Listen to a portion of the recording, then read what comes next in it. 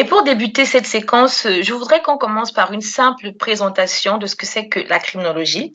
Donc, d'après le site web.humans.ac.bi, dans BE, la criminologie est l'étude pluridisciplinaire du phénomène criminel et elle consiste à étudier les types de comportements criminels et déviants, leurs causes et leurs effets sur la victime en s'appuyant sur les sciences humaines telles que la psychologie, la sociologie ou encore le droit.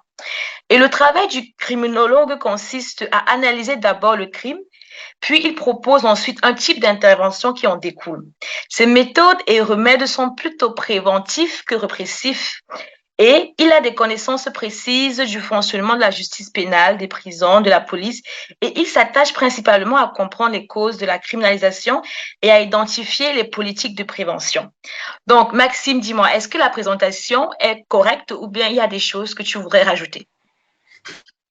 Oui, effectivement, c'est correct. Ça représente bien ça. Alors, il faut aussi savoir que dans la criminologie, il y a souvent quelque chose qu'on oublie un petit peu, c'est qu'il n'y a pas que le criminel, il y a aussi la victime.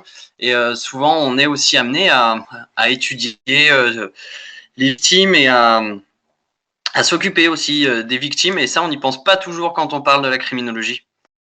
Ah, ça c'est vrai, ça c'est vrai. Bah, c'est un truc qu'on apprend ce soir. Alors, sans plus tarder, le thème d'aujourd'hui, justement, c'était pour nous aider à comprendre si on est prédisposé à devenir, à avoir des comportements criminels ou bien c'est l'environnement qui peut inciter l'individu à le devenir. Et donc, pour ça, on avait quelques questions pour mieux pouvoir centrer ce débat et pouvoir le creuser à la perfection. Donc, est-ce que tu peux nous expliquer ce que c'est que la pause du crime? Parce que voilà, ça nous intrigue, par exemple. C'est une théorie qui a été élaborée à la fin du 19e siècle. C'est un chercheur qui s'appelait Gall qui avait postulé que on pouvait connaître un petit peu la personnalité de quelqu'un en touchant son crâne. En regardant un petit peu les bosses qu'il avait sur son crâne, à certains endroits, on pouvait connaître un petit peu sa personnalité. Et c'est de là que, par exemple, vient l'expression la bosse des maths. La bosse des maths, ça vient de ce monsieur-là, parce que sur le crâne, s'il y avait une bosse à un certain endroit, ça voulait dire qu'on était meilleur en maths. Et donc, là, la bosse du crime, c'est une bosse à un autre endroit du crâne où le chercheur a postulé que si quelqu'un avait cette bosse, alors il avait plus de risques de commettre un crime dans sa vie. Donc ça, c'est la théorie, mais il faut savoir après que ça a amené un petit peu à des dérives où il y a des personnes qui ont commencé à dire, puisque c'est comme ça, on a juste à toucher le crâne de plusieurs personnes, et si on trouve la bosse du crime, on n'a qu'à enfermer cette personne pour éviter qu'elle commette un crime. Donc c'est parti un petit peu sur des dérives comme ça, donc il faut aussi remettre dans le contexte, c'était fin du 19e. Mais du coup, voilà, ces petites choses ont mis fin en partie à cette théorie de la bosse du crime. Bah, justement, comme quand tu donnais la raison pour laquelle cette théorie existe, moi j'ai trouvé aussi une faille, parce que par exemple, ayant grandi en Afrique, quand les bébés naissent, on masse leur tête pour qu'ils aient une tête ronde. Donc, si la bosse du crime, veut dire, si le bébé naît avec une bosse apparemment qui serait une bosse du crime, ça c'est hypothèse. Bah, le fait de masser la tête du bébé pour que la tête du bébé soit un peu plus ronde, ça annule la théorie vu que à ce moment-là, on ne pourra pas savoir si effectivement l'absence de bosse, c'est parce qu'il n'est pas criminel ou bien parce que on lui a massé la tête. Donc, c'est un peu surfait quand même comme théorie. Je ne sais pas si Mélissa et Lily ont des choses à rajouter, je ne sais pas. Moi, je trouve ça assez incroyable, honnêtement, que on puisse, enfin, qu'on ait pu observer ça. Alors, bien sûr, comme tu l'as dit, Maxime, hein, il faut pas non plus que ça parte sur des dérives et que on suggère qu'il faut enfermer toutes les personnes qui ont cette bosse-là. Mais en revanche, je trouve ça incroyable qu'on ait pu observer en fait cette même bosse chez beaucoup de criminels de cette façon-là. Enfin, honnêtement, pour moi, c'est fascinant des fois le corps humain et les possibilités qu'il peut y avoir de lien entre en fait, des choses qui sont complètement physiques avec du coup des conséquences psychologiques et des actes réels, quoi. Je trouve ça assez fou. Et je voudrais Mais savoir, Maxime, oh, vas-y, Lily, s'il te plaît, vas-y.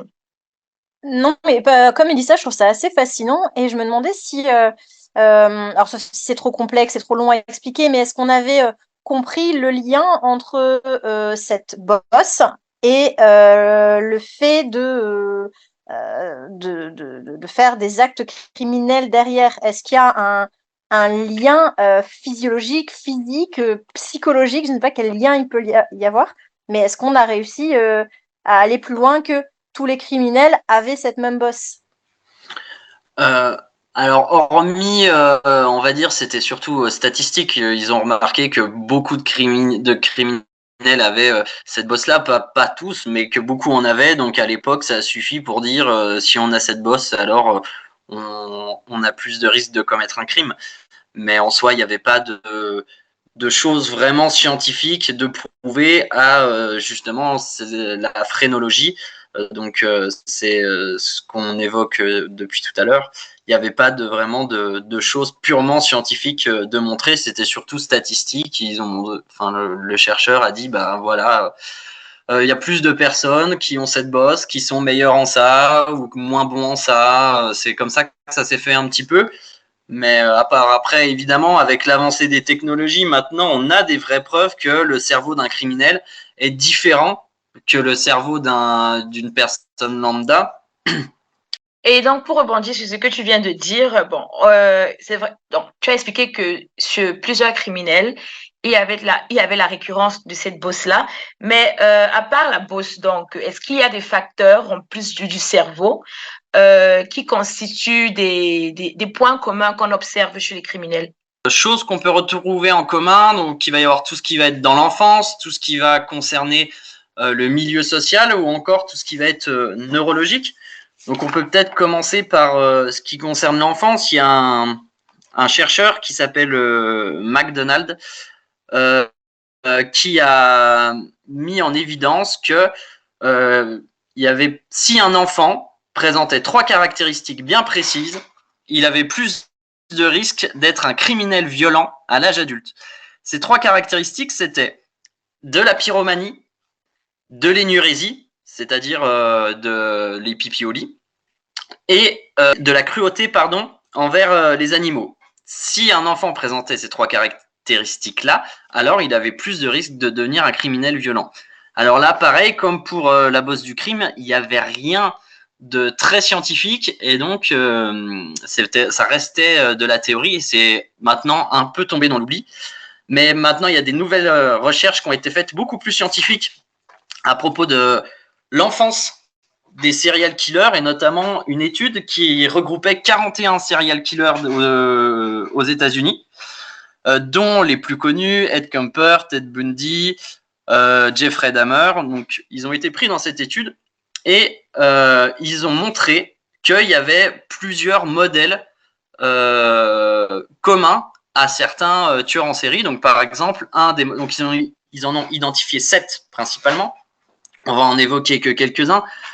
Le premier type, par exemple, c'était de la domination ou de l'agression de la part de la mère du serial killer. Donc ça a été retrouvé, par exemple, chez Ed Kemper, mais aussi chez d'autres tueurs en série.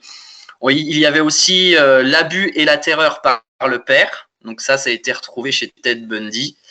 Mais il y avait aussi des abus à l'orphelinat, des brutalisations à l'école. Ce genre de choses, c'est des facteurs un petit peu qu'on peut en retrouver en commun chez les tueurs en série, par exemple. Mais est-ce que ces facteurs-là sont exclusifs de comment le cerveau est? Parce que tu as dit tout à l'heure que on a remarqué que le cerveau d'une personne lambda et le cerveau d'un criminel ou bien d'un serial killer n'est pas pareil. Et est-ce que donc ces facteurs-là de l'enfance viennent s'ajouter ou bien c'est eux qui formatent la manière dont le cerveau se retrouve à l'âge adulte? Je ne sais pas si j'ai bien formulé la question. Si, je comprends, de savoir est-ce que c'est l'interaction entre un cerveau différent et l'enfance qui fait que on devient un serial killer ou si c'est, on va dire, un peu séparé ou si l'un est la cause de l'autre. Oui, à peu près ça, oui. Actuellement, voilà. Il y a des études qui montrent que ça vient pas que de l'environnement familial,